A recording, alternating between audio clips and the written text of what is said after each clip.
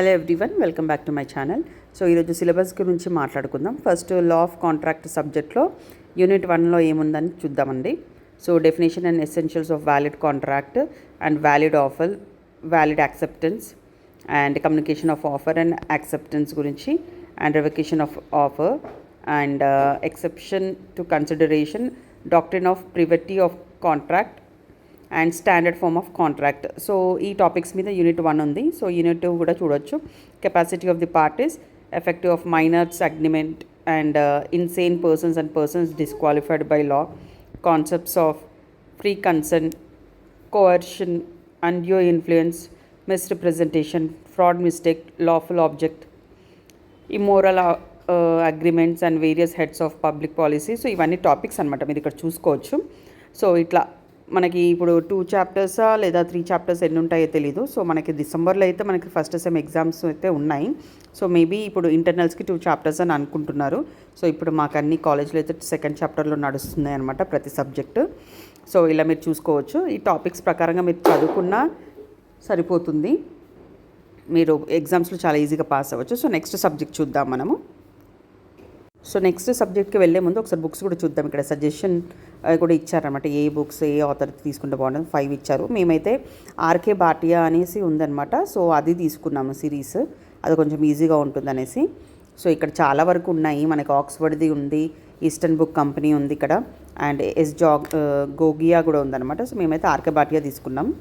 Second topic చూద్దామండి. Family law దాంట్లో చూడొచ్చు. యూనిట్ 1లో sources of Hindu law, scope and application of Hindu law, schools of Hindu law, Mitakshara and Dayabhaga schools, concept of joint family, coparcenary and family property, coparcenary property, institution of Karta, powers and functions of Karta, pious obligation, partition, debts and alienation of property అనమాట.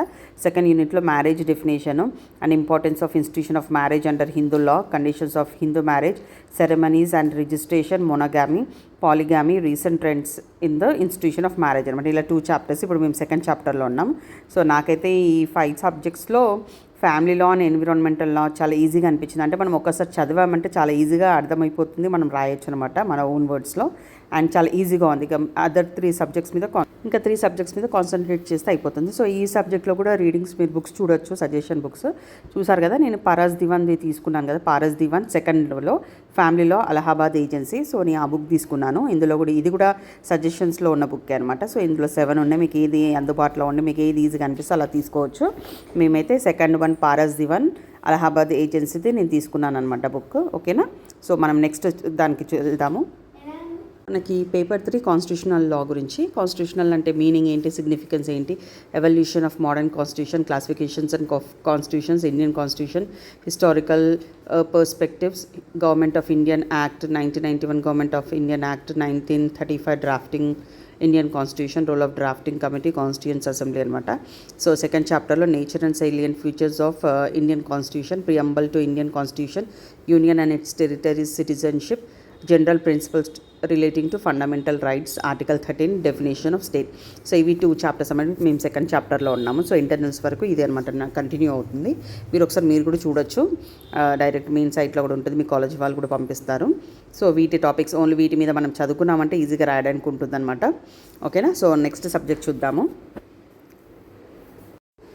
Constitutional law కూడా ఇక్కడ మనకి books suggest చేశారనమాట, ఒకసారి చూడొచ్చు. So మనకి ఏది series నచ్చితే ఆ సిరీస్లో మీరు తీసుకోవచ్చు.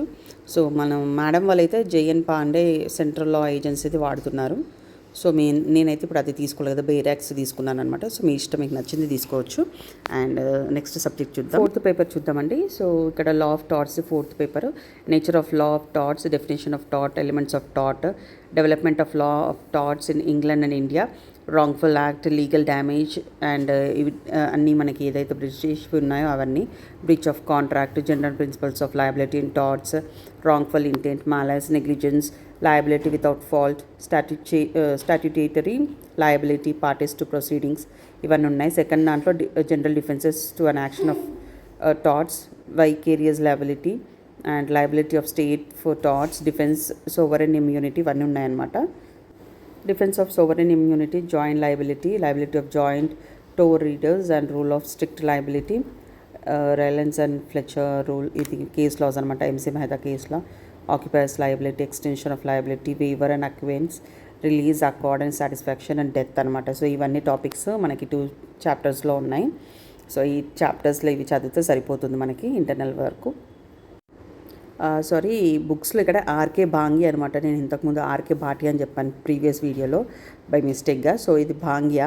So RK Bhatia and something ఎక్కడో పేరు విన్నామన్నమాట ఒక మూవీలో. సో అదే వచ్చేస్తుంది.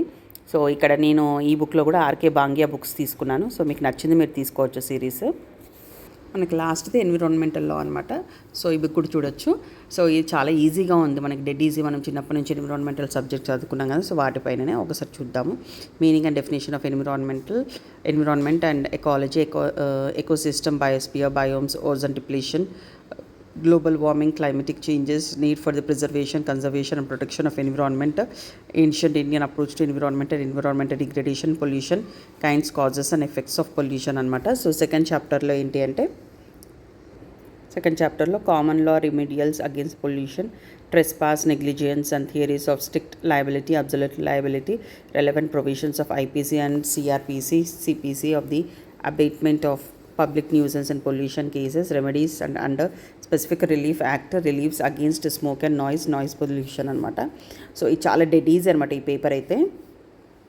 ఈ పేపర్ అయితే చాలా డెడ్ ఈజీ. మనం ఒక్కసారి చదువుకున్నామంటే కేస్ లాస్ ఒకటి గుర్తుపెట్టుకోవడం చాలా ఈజీ అనమాట. మన డే టు డే లైఫ్లో జరిగేవి అనమాట. నాయిస్ పొల్యూషన్ గురించి, దాని ఎయిర్ పొల్యూషన్ కానీ, వాటర్ పొల్యూషన్ గురించి కానీ, ఏవైతే కేసెస్ ఉంటాయో మెయిన్ కేసెస్ అవి చదువుకుంటే సరిపోతుంది. మీరు ఒక్కసారి చదవండి, ఈజీగా అర్థమవుతుంది. సో దీనికి అంత స్ట్రెయిన్ అవ్వాల్సిన అవసరం లేదు. సో ఇవన్నీ 5 సబ్జెక్ట్స్ గురించి. ఐ హోప్ మీ అందరికీ వీడియో నచ్చింది అనుకుంటున్నాను. Thank you.